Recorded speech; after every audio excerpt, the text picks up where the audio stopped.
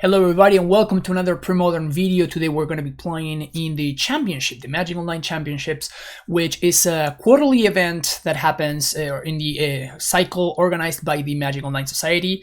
We qualified by doing well in some showdowns and stuff, which good for us. Let's jump right into it. The weapon of choice is going to be some green-white TerraOath. I have been really high on this deck, and I continue to be really high on it. I do think that I may be just baiting myself here, and I should just be playing the red-green version, which seems better in an overall metagame. But because I know who I'm going to be playing against, I wanted to try the white version because I think Swords to Plowshares is going to be very strong considering the bracket we're going to be playing against. But I like some Levis, who's a very good player, and they are usually playing some Terrageddon.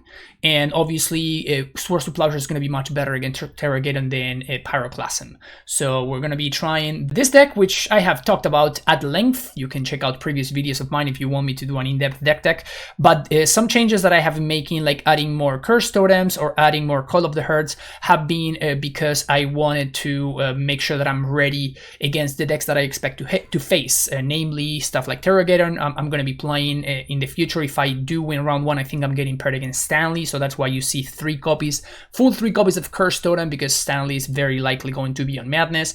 And yeah, we're going to be running this list. Hopefully things go well. Things have not been going too well when I tried this deck in the past, but I still have faith. If I don't do well, that probably may be the last time that I give this deck a shot, and I will stick to red-green, which is probably the more tried and true version of the deck. But yeah, let's jump right into round number one. We're on the draw. We have a pretty decent, solid starting hand here. We have some disruption elements. We have an Oath. We have a Terror War, which is not great, but everything else looks pretty sexy. Opponent on a mull to 6. Gonna lead on treetop, ship the turn back. Playing Sport. So they poured my green sword. I'm just gonna wasteland here. Just wasteland there and ship the turn back. Mox is actually a pretty good draw. Like, it actually allows me to get aggressive with a Terror War if I want to. Okay, well now I can start to do the porting myself, which is nice. Do I want to is the question. I think I'm gonna go with treetop actually. This allows me to blow up a land next turn if I have to, or I can Oath otherwise, so it just gives me the option. Meddling Mage. I assume this is gonna name Oath of Druids. That makes sense. Nice pickup. So let's play a port, let's play a Mox. I think I'm gonna pitch the port here, and we're just going to Winter's Grasp the basic and pass the turn back. Secluded Step. So we can blow up another land here. This tells me that my opponent is short on lands, so I think I'm actually going to spend my turn blowing up the land. I am not going to play out the Mox because my opponent could have Wasteland and they can blow up my treetop village, and then I cannot actually deploy my Terror War, which would be not short of a disaster. So by doing that, I guarantee that I'm going to be able to cast the Terror War next turn. That's a nice pickup. Spend this... Yeah, I think I'm just going to play out the Terror War. And once again, I'm not going to do anything here. I'm not going to play out the land, because if my opponent plows the Terror War, then next turn I can go Swords to Plowshares into... I have not shown my opponent that I'm playing white. This way I used up the Gemstone Mine counter, which is a pretty big deal here. And now I can just go Plowshares into Oath if I want to, depending on what my opponent does here. Best case scenario would be my opponent thinks that I'm on red-green. They play a second Meddling Mage, and they name Pyroclasm. They name Terror War. Okay, so this is really good for me. And now we get to Swords to Plowshares, Meddling Mage naming Oath, then cast Oath. And I guess now I'm at a point where I want to play out the Factory and pass the turn back. So now my opponent needs to have a Disenchant immediately. Okay, they do. And this means that we still play on, right? Like, I can swing for 5 right here. I'm kind of interested in playing out the Sphere of Resistance, considering my opponent's a little bit restricted on mana over there. So I'm going to play out Sphere, and I think I want to start attacking. So I'm winning the race because I have more threats than my opponent does. So I think I actually want to attack there. It's a Terror War which I cannot cast, unfortunately. So what we're going to do here is I'm going to just port my opponent on upkeep of their white source. Actually, let's tap the Wasteland. So I port them off white. This allows me to start attacking now with Treetop Village, because they cannot deploy a Source of Plowshares. It's a brush land. Would I rather have this in play or in the graveyard? I think I'd rather have the land in play. Swing with Treetop, Wasteland, swing for 3, and once again we're just going to port their white source. This is going to hinder my opponent's development. Treetop Village is a good draw for them there. Library is huge pickup. Yeah, okay, that's a big one. So I'm gonna pass the turn here. Unfortunately, I cannot really tap their Treetop because I have to threaten to be able to block with Mishra's Factory. Okay, so my opponent is off their mana troubles. They don't get another white source. Very interesting. Call of the Herd. We untap another Terravore. That's exactly what we're looking for. So now we can go plow, cast a Terravore. Yeah, so play land, Source to Plowshares, the Meddling Mage, and here's an 11 power creature. We already have another Terravore on top of the deck, which is obviously pretty great. My opponent could have Source to Plowshares, that would be a little bit annoying, but you know, the second Terravore is waiting for us, so. Also, that would effectively be my opponent's entire turn. I also gain 11, which is not bad when I have an active Sylvan Library. So let's see what we got.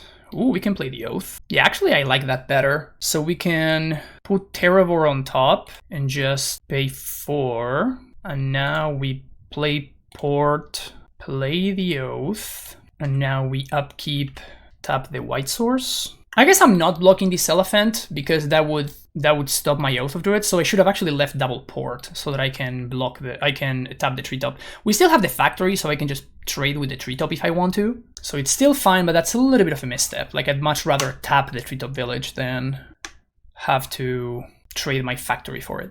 My opponent activates Treetop with the mana. That seems fine to me. Happily trading the Factory for Treetop Village. Block Factory, pump itself, trade lands, Oath, target my opponent. Now this is a 13-13, I guess. Not bad. And we have some irrelevant, redundant libraries in there, but that's okay. Like, we're doing pretty good for ourselves here. So I can play Mox, and if I do, that allows me to swing with the Treetop Village, putting my opponent to 14. This is actually super interesting. I think that's worth doing. Like, it's a little bit awkward because I cannot double port, but by doing this, now I am setting up exactly lethal for next turn. So that means that I get to, you know, port the white mana, and now my opponent needs to have Source to Plowshares plus white source somehow, because I can just attack with Treetop Village and the Terravore, and that's, you know, force the trade on the Elephant token.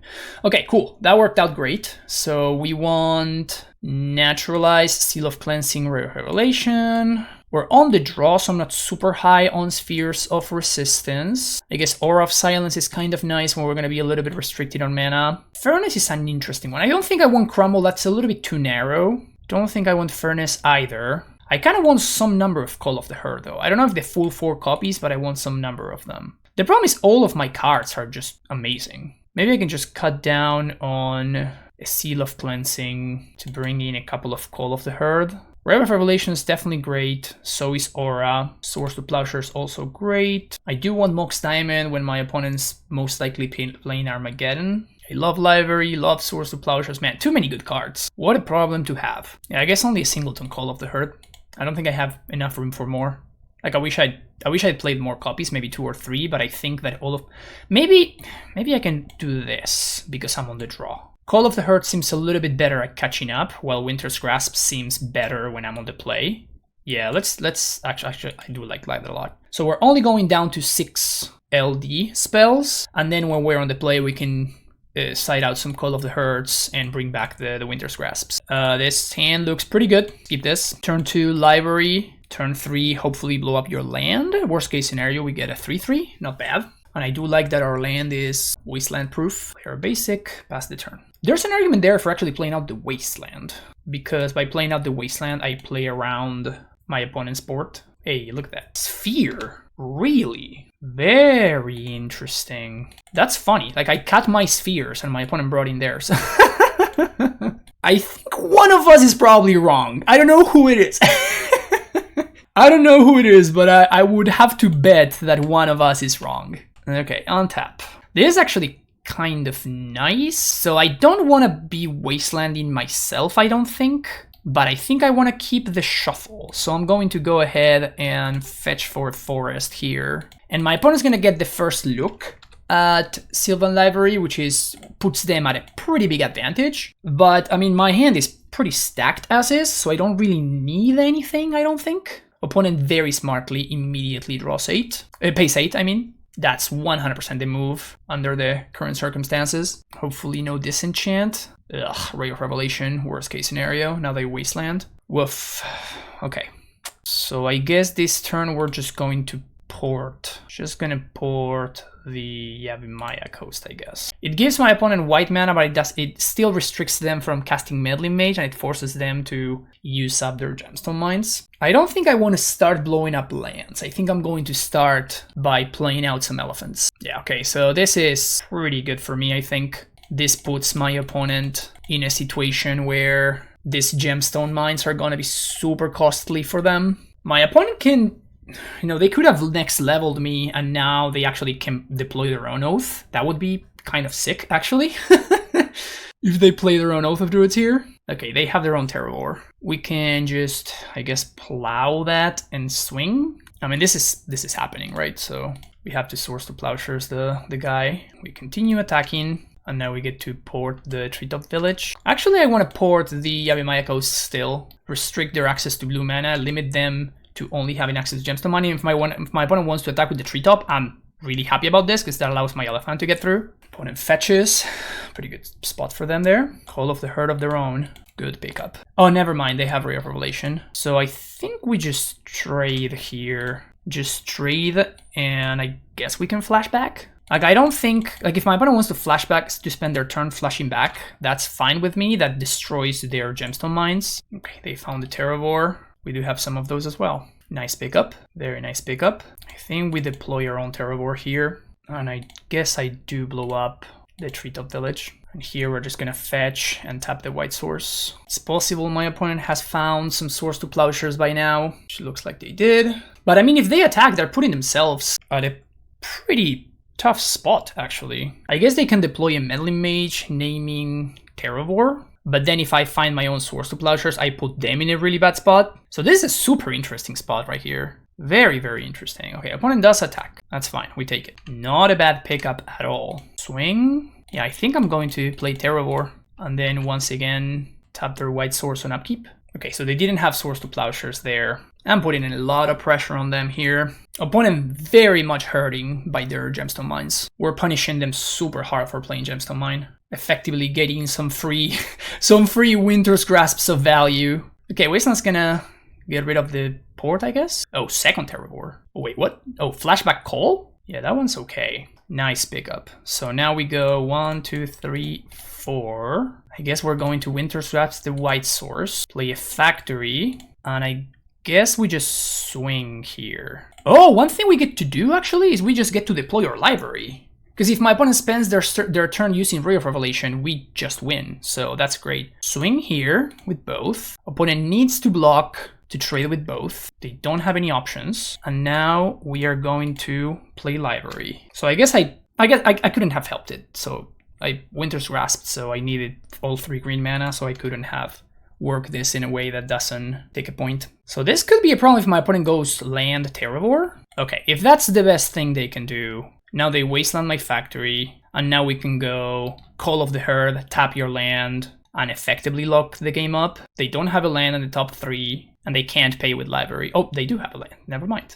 Nice draw. I'm still going to put the pressure on them though. We're gonna tap the green source, so they need to take damage if they want to use green mana or blue mana. So the big takeaway here was this right here and this right there. So my opponent effectively gifted me 2 stone rains, 3 stone rains. They put themselves in a situation, so by playing this Sphere, they put themselves in a situation where they needed to take advantage of it, but they have Gemstone Mine in their deck, so Gemstone Mine puts them very much behind in the Sphere of Resistance race. So I feel like my opponent's deck building and like just sideboarding kind of hurt them in this matchup more than it helped them. I feel like that may be, yeah, maybe it's like a strategic mistake where just because you have Gemstone Mines in your deck, you just cannot afford to play Spheres. Like, I understand my opponent's reasoning is like, I'm on the play, I can like slow them down, but the fact that their deck is playing Gemstone Mine as one of their lands puts them very much behind in this race with me. Interesting spot right there. All right.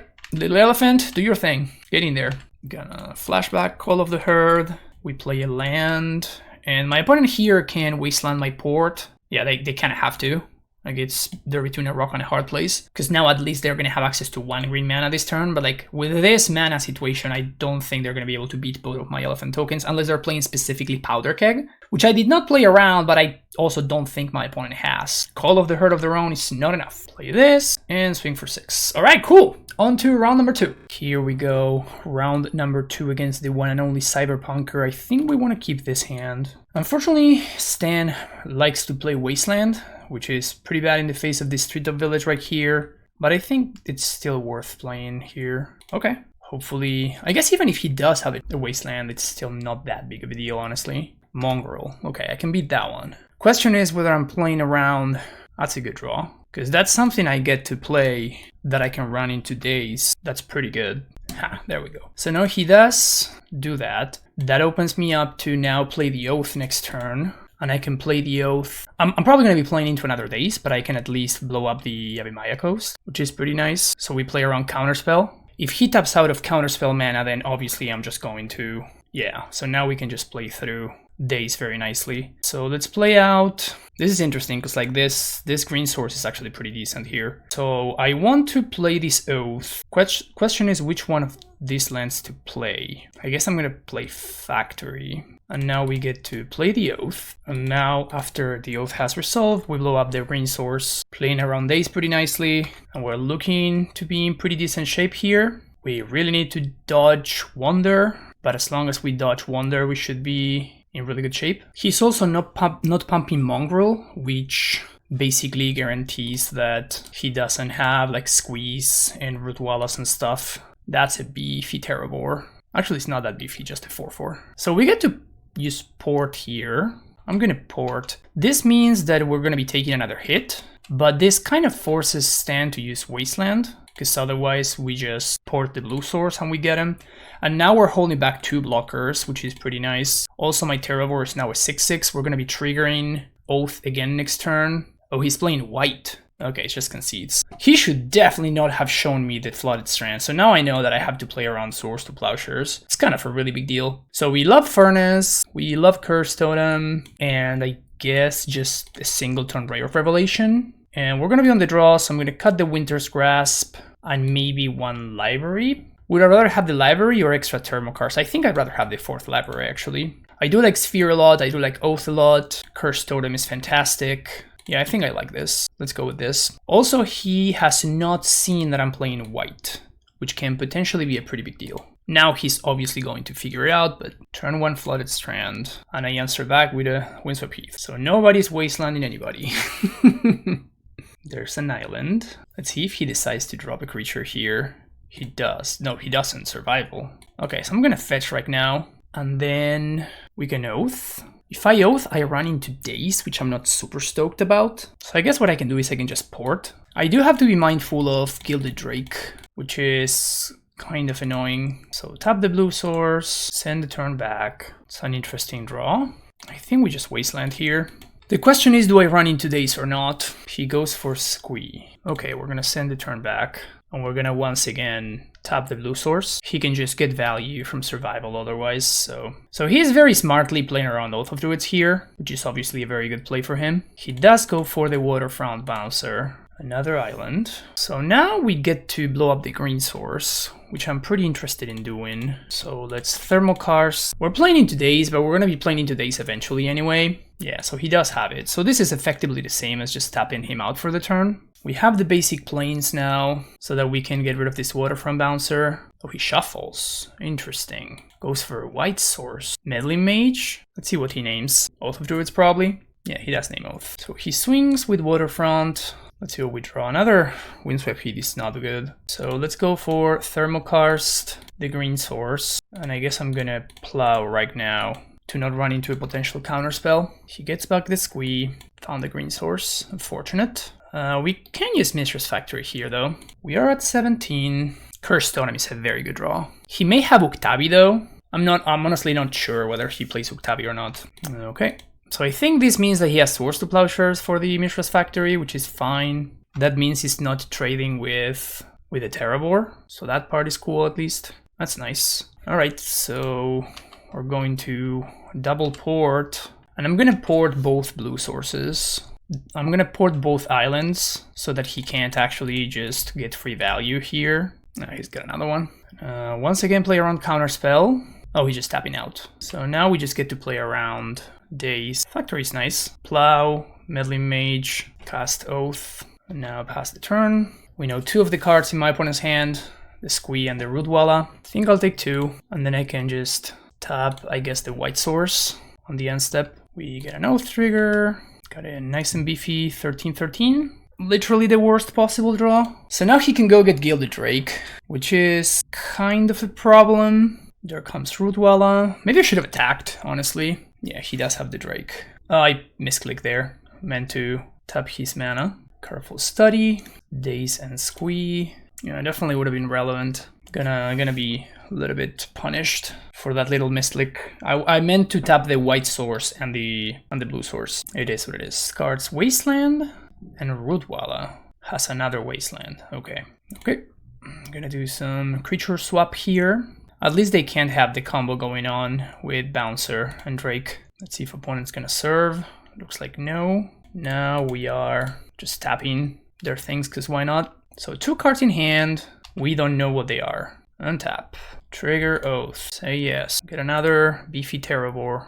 Let's play out Library. I guess the reason to hold a fetch is I can draw Mox. And now, let's assume worst case scenario. So I'm probably going to have to trade Terravors, obviously, because I die otherwise. So I think it's still best for me to hold back the Drake to block. And it's probably better for me to tap the white source here. I guess I can also tap the Yavimaya Coast. I'm gonna tap the white source. So now if they top deck like a Careful Study, or if they top deck another Source to Plowshares, they can't cast it. So we just have to dodge. Oh, that's a problem. So now we lose. Just bounces my Terravor and swings for lethal. Okay, got me. Yeah, we drew pretty poorly that game, unfortunately. We didn't even flip the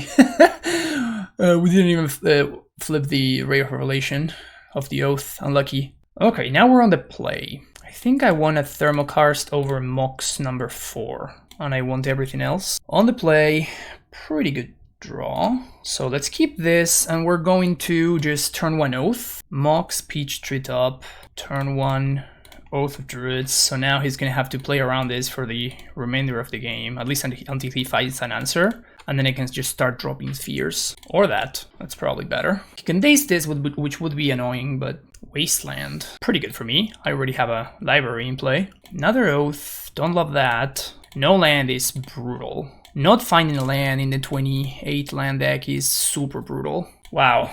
That's devastating. Honestly, maybe I should have just paid the full 8 there. Okay, cool. So put that back. Draw some lands. And I think we're just going to play Sphere now. Force him to counterspell this. That resolved. That's super interesting to me. He just let the Sphere resolve. This seems like kind of a big problem for him. He's gotta have some answer. He's not casting cantrips either. What's his hand? More lands is good. I don't want to get reckless here. I have to respect his deck's ability to turn the corner. It's kind of nice that I have backup for both Library and Oath. Counterspell the second Sphere. I'm okay with that. Does nothing, passes the turn back. I guess I'm gonna pay here because I really want to find another land drop. We're going to Wasteland, 4 mana, Frantic Searches. But with 3 mana, he can't really cast anything too valuable. I guess the Counterspell maybe? Double Rootwalla. I mean, he has to pay mana for those. Yeah, just throws them in the garbage, just straight up.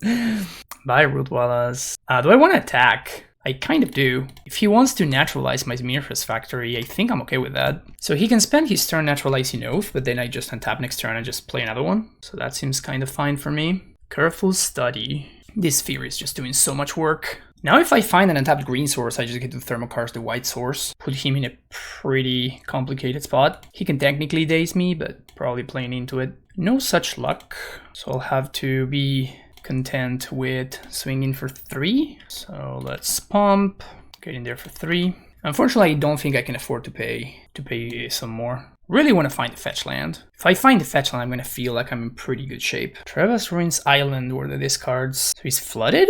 But Did he miss a land drop last turn? I thought he missed a land drop. He has counter magic mana, but I don't need to play into counter magic though. So I think I'm just gonna spend this turn playing another Oath. The goal here is to basically put him 2 Naturalizes away, because the problem is if he goes Naturalize, untap Meddling Mage, name Oath of Druids, I'm actually in trouble. So by dropping a second Oath, I force him to use a counter spell on it. Yeah, this is just great. This is fantastic for me. He spent his turn, I got a counter spell out of his hand. That's just extremely good for me. But yeah, all of these frantic searches and careful studies were all card disadvantage, which obviously is pretty good for me. Survival is a problem, however. That's a nice one though. Man, I just cannot hit a land drop, can I? Do I just need to swing for 4? I think we may be in a spot where I just need to swing for 4, just because I need to pressure his life total. It's really, really unfortunate that I just cannot find a land drop to save my life. He did not survival on end step. Interesting. Pitches Meddling Mage. Makes sense. Gets Waterfront Bouncer. Fetches. Down to 7. Okay. Spends the turn to cast the Bouncer. So we can swing. Put him down to... We just decline here. We're not going to trigger this Oath. Maybe I should have only just to clear the top of my deck, honestly. But by doing this, however, what I'm doing is I am putting him in a spot where he cannot really go fetch Gilded Drake. Go gets Mongrel. So I want to put him on lethal damage. Swing, opponent goes down to 2. Now he can cast the Mongrel. That Wasteland is pretty good. That Wasteland's very good, actually. That Wasteland is super, super good. Okay, so I'm gonna have to spend this turn to... So I can't Oath. I need to find a land. Perfect. So now, play land. Cast Curse Totem. He's down to 1 card in hand, by the way. Which could very well be an ace, honestly. I think next turn I am actually going to trigger Oath. I guess it depends on what he does. Because he's really short on green mana, which means that he can't use Survival to go get Wonder. This game has been crazy close. Man, this game is so interesting. This game is super, super interesting. Because his engine is like not really there. He swings. Super interesting. Okay, so... Does he have Naturalize or does he have Swords to Plowshares? So let's think about this. He clearly has something in hand. Otherwise he wouldn't have left himself dead on board. So I get a Terrabor. He pitches for Gilded Drake. Gets Gilded Drake. So the big plus here is the fact that I'm getting to clear the top of my deck. That's honestly like the main thing here. Because I know the top of my deck is just garbage. So I think this is the turn where I finally trigger. Oh. Okay, just a little baby 14/14 Terrabor. So this is draw step. Okay. So we can finally Thermokarst the green source. My opponent gets to counterspell. So this is just a flip. This is just a flip here. So my opponent either has... They have 2 cards in hand and they either have Swords to Plowshares or a Naturalize. And I have to choose which one I want to play around. They could also have Counterspell. I'm going to assume they have a creature in hand and that they can go get Gilded Drake. So by getting the creature, I can potentially present lethal thanks to the flyer. Alternatively, I can use Sphere. That means that my opponent needs 4 mana to cast the Drake. Yeah, I guess that's better. But I'm also... Man, this is so close.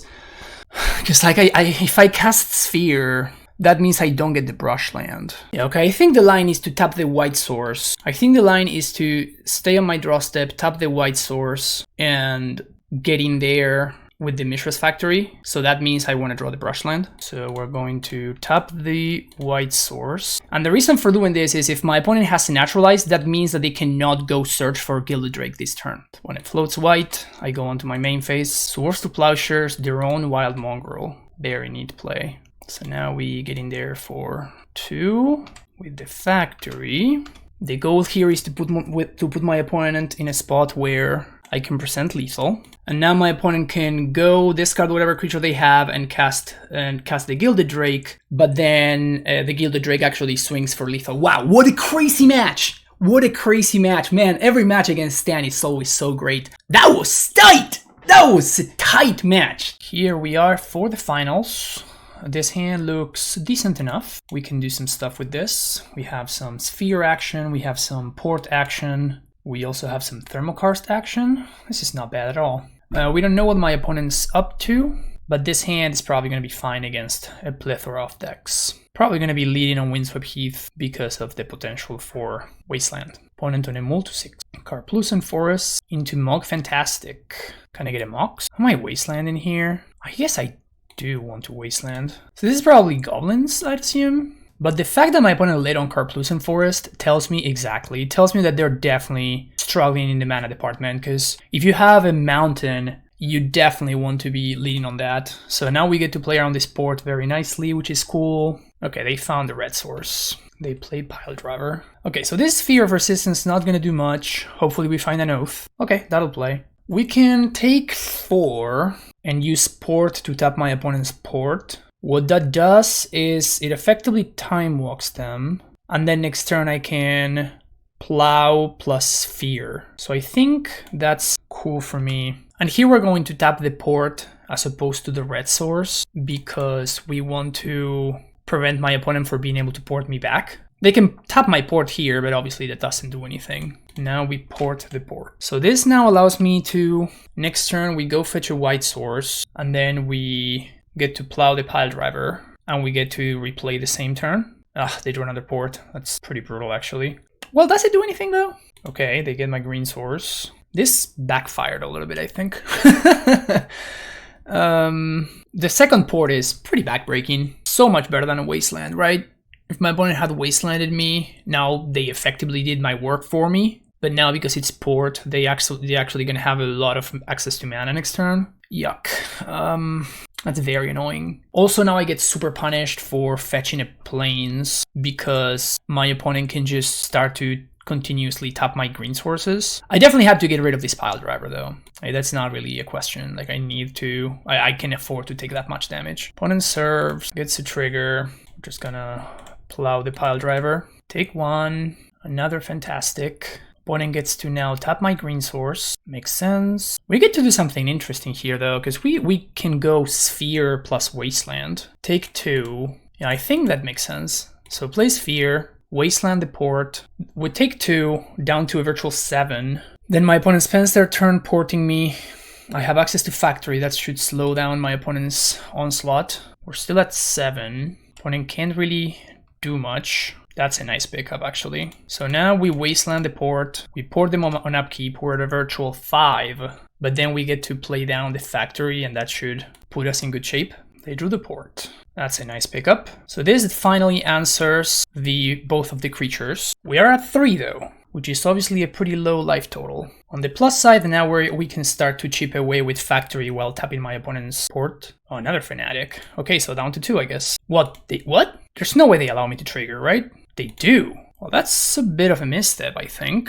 Oh, they wanted to attack through, like tap my Factory and then they can do some stuff. I guess they didn't count on me having a second Factory. Now this puts me down to 1. I am dead to Fanatic number 4, however, and they can now start to trigger some oaths. Oh, this is very close. City of Brass. That's her win condition. Okay, that's a green mana. Naturalize the Oath. Totally fine with that. Totally fine with that. Another green source. I guess we can Thermokarst the port. We can also Thermokarst our own land. Alternatively, play Factory, let my opponent use their mana, and just have 3 blockers, win over 2 turns. Yeah, I think that's fine. I guess we do lose to second port, which is annoying. Or Wasteland. The problem is I don't think I can just sit here and do nothing. So they take the damage, they go down to 10, and I threaten lethal next turn. So I give my opponent exactly 1 turn to find something, and we have 2 blockers. I think this is the best line here. As is, we have 2 blockers, so they need to find another land. We do lose to Wasteland or Port, or I guess land into Gem Palm. We also lose to that. Okay, so they send everything. We activate 1 Factory, we activate another Factory, and we activate another Factory. Cycle Gem Palm, that makes sense. So they're gonna kill this one, so I'm just gonna pump this other one, block 2 of these, and hope that my opponent did not find the second land they need to cast the potential Fanatic in their hand. I guess they can also like, oh, they got rid of the Oath, so Oath is not a thing. Woo! That was close. Woo! That was a nail biter.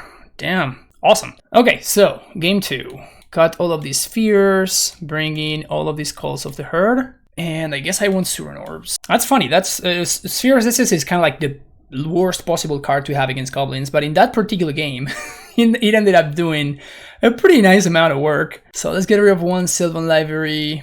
I guess I just want to have the one orb. Like, I don't think the orb is particularly great against goblins. Like, it's fine, but it's not spectacular. Turn 1 Oath. Opponents got turn 1 Mog. We got something better. We also get to play around Wasteland very nicely. The Winter's Grasp top deck is pretty clean. Okay, so opponent's gonna get a couple of damage in here. That's fine. They can't really do much. My best draw, I guess, would be Wasteland. Call of the Herd. Not terrible, I guess. I'm gonna play out the orb here because now my Brushland is exposed to Wasteland, so I might as well just gain 2 life in the process. And if my opponent wants to spend their turn blowing out my Strewn Orb, I think that's fine. Let's see if they pass the turn or they're gonna blow up my Oath on end step. Okay, so they did nothing, which obviously means they're gonna blow up my Oath on end step. So I think what I want to do... this is interesting, because I can play out Call of the Herd. I think I'm just better off blowing up the mountain. Because now, sure, they can get a green source, but now they don't have red. So sure, they get to blow up the Oath, but now they don't have red mana. And they don't have another land, so now things are looking pretty good for us. If I find the land, I think I'm going to be really favored to win this game. Thermokarst is not great, but we're still just kind of chilling here. My top decks are also pretty good. So here's an elephant. Now you have to start caring about this. They can't just sit around porting me anymore. Once again, they tap the green source. Treetop Village, obviously a fantastic draw. And now we get to tap the port in their upkeep. I guess I actually want to tap the green source, because if they do want to like spend their turn porting me. Okay, there we go. All right, that was sick. We got there. Finally a W for this deck. Finally got there. Oh man. And there it goes. That's championship number 4 for the good guys. And yeah, I mean, finally everything that I envisioned about this deck actually came together. You know, like all of those white mana cards actually were able to be leveraged for a change, which just has not really happened in the past. Especially getting paired against, you know, a deck like Madness, for example, where having access to Swords to Plowshares is so much better than having access to Pyroclasm. And even in this last match against Goblins, where this deck does indeed lose some percentage points for sure. But, you know, as I always say, this is why I love this deck so much. Like, even if your deck is just not ideal in the matchup, these cards are pound for pound so powerful, and like you sometimes manage to land an early sphere even against goblins. You blow up a land or two, and now all of a sudden you get to cheese out a win. That you know, the power level of this deck is just so damn high that yeah, it's just very strong, and I very much recommend it. I still love this deck. I don't think I will ever not love this deck, and I will continue to tinker with it. I do think that it was a big deal to know who I was playing against this tournament, and being able to think beforehand about the fact that I knew that I was going to, or it was very likely that Levis was going to be playing Terrageddon, and that I was likely to be paired against Stan based on the bracket. And then, you know, I'd rather be on white than red against Stan as well. So things just lined up in a very good way for me. Like, it just really rewarded my decision to go into this. So yeah, happy about the way that I played. I think I played overall pretty well in these matches, which obviously feels great every time, you know, you get to play some Magic and you finish up and you're like, good job, friend. Like that was a good match. That was a well-played match, and I feel like we got a bunch of those. But yeah, I definitely recommend this deck. I think it's absolutely spectacular. I also very much enjoy the gameplay, which, you know, makes it much more. Maybe I play better whenever I play this deck just because I enjoy the gameplay so much. But that's gonna be it for me today, folks. Thank you so much for watching, and yeah, but there we go. Another championship in the books. And this was a very exciting one. So, see you in the next video. Take care, and bye-bye, folks. Long live Premodern!